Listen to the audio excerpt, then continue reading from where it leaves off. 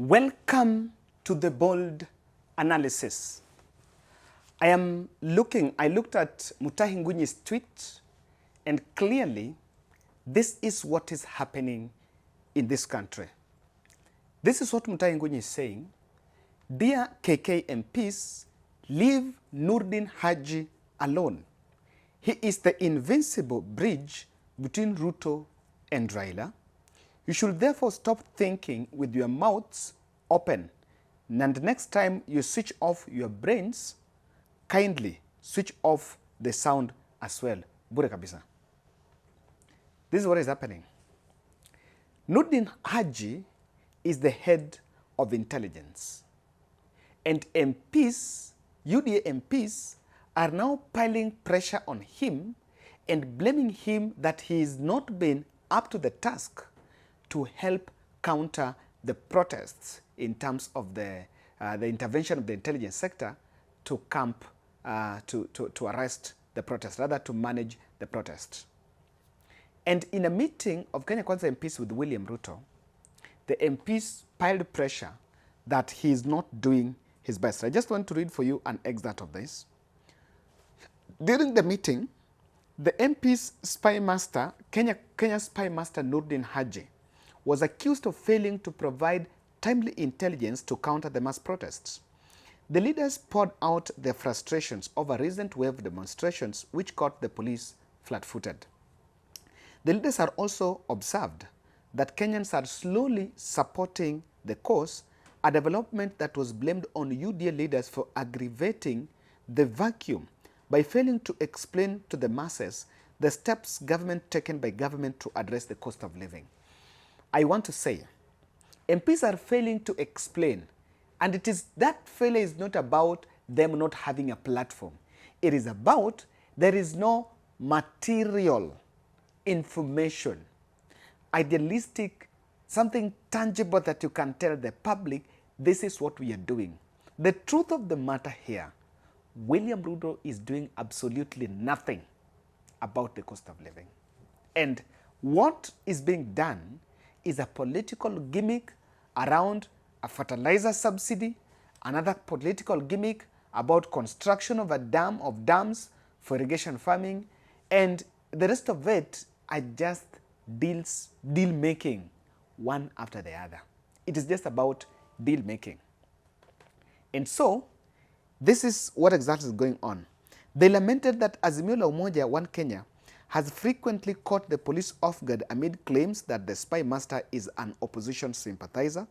Sources in the meeting intimated that MPs alleged that Haji spends all his night time with former President Uhuru Kenyatta and Raila and faulted his alleged solution to taming the opposition leader. Now, he has been saying Raila needs to be calmed down through government favors. The NIS DG must decide whether he is a public servant or in Azimio, said one of the lawmakers. So from this, what Nurdin Haji has told the president and William Ruto team is simply fighting with facts. He has told the president that you cannot solve this problem if you don't handle Raila Odinga. You cannot eliminate Raila Odinga from the whole equation. And this has been the problem. The biggest blunder that government has done is an effort to eliminate Raila.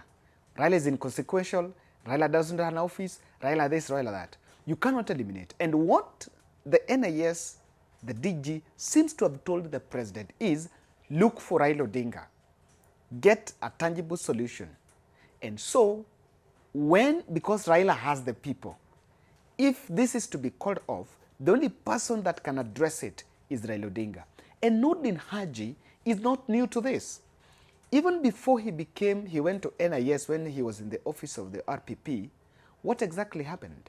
He was sent by William Ruto and was an emissary to meet with Raila Odinga team in the first phase of this protest. You will also realize that they have been protesters have been arrested and cases were being dropped. So he's been at the center of mediation between the two camps. And so let's analyze it this way. Do you want to tell me that MPs are speaking from propaganda or a point of knowledge. Between members of parliament and William Ruto, who is receiving intelligence first? If the intelligence head is speaking with both Uhuru and Raila as they allege, then what exactly are they saying? What they're simply saying here is the person sending the MPs, the owner of the barking dog, is the president. That is it.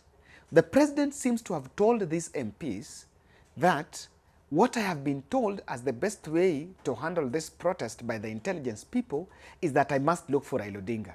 And I remember that question was posed to them. Do you want handshake or not? No one wants handshake. And of course, I don't know who posed that question because the MP said they didn't want. So what I see here, William Ruto could be fighting with facts. What he could have been told, he must have been told by the intelligence guys is you cannot isolate Raila Odinga in the Kenyan equation as we speak. This gentleman has the masses. This gentleman has the platform. The media houses want to write more stories about Raila because those stories are selling. And the media is selling numbers. When people write Raila when people have Raila in the headline, they're selling those newspapers. When the news, when the TV stations are covering Raila stories, they're getting people glued to the TVs. And I hope this is what the intelligence is telling the president. If you look at popularity of leaders in this country, Raila Odinga's popularity is increasing.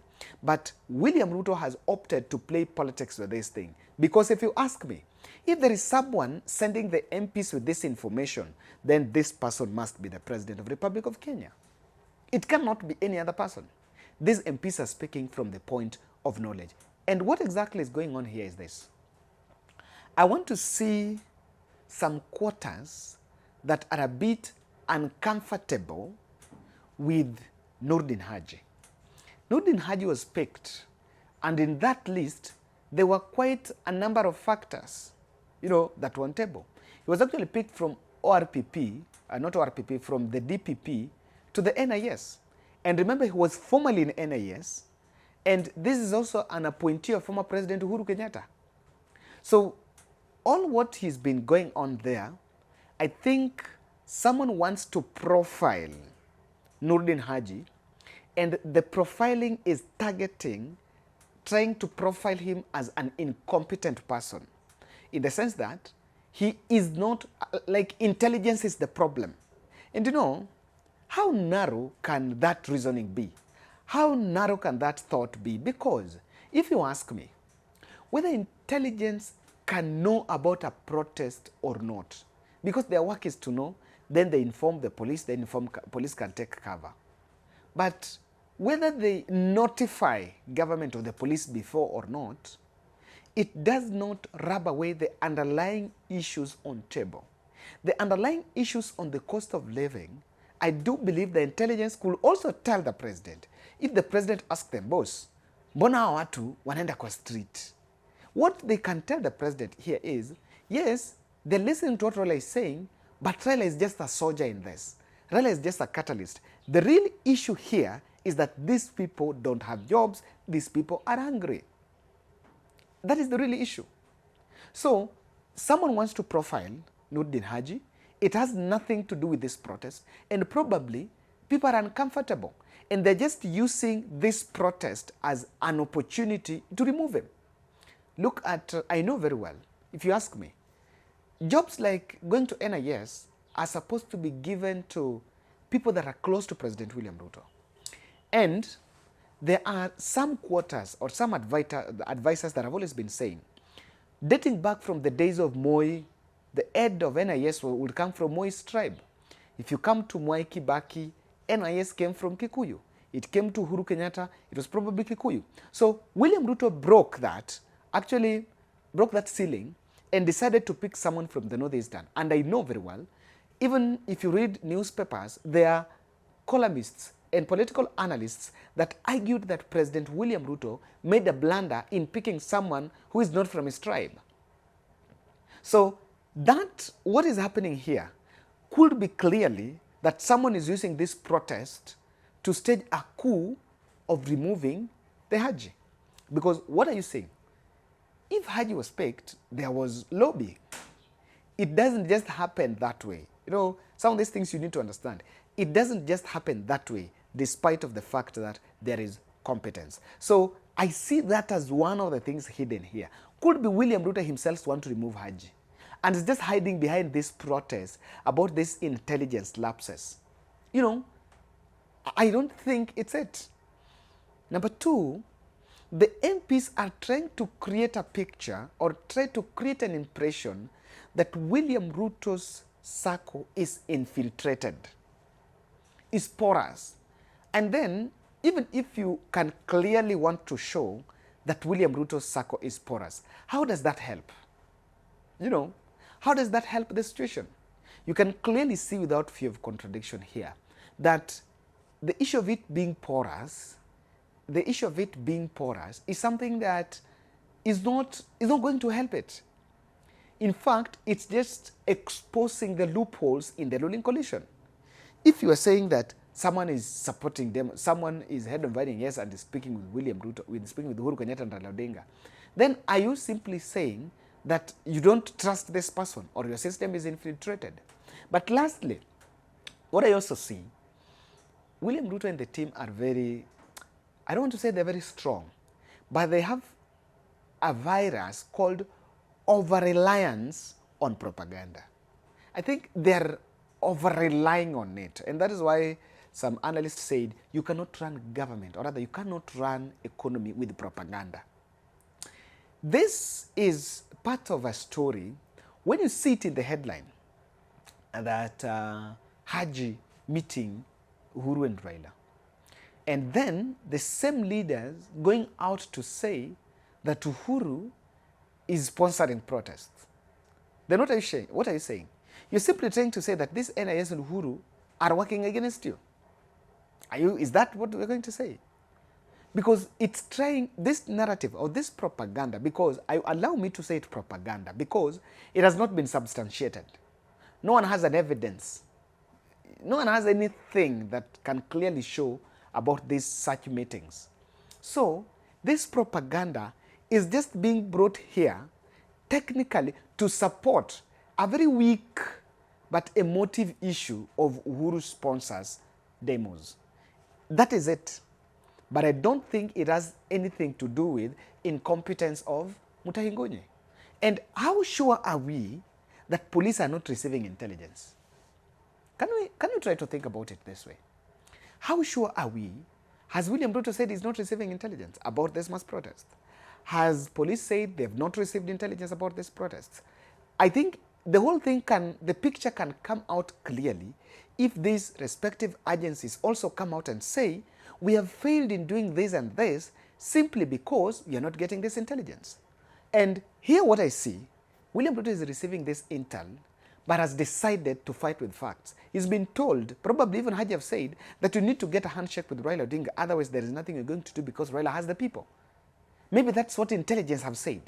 But because he wants to water down and wants then to bring it in public and to create that assertion, he maybe got annoyed with it or did not welcome it and decided then to profile Haji. Because these MPs cannot talk a point of no knowledge.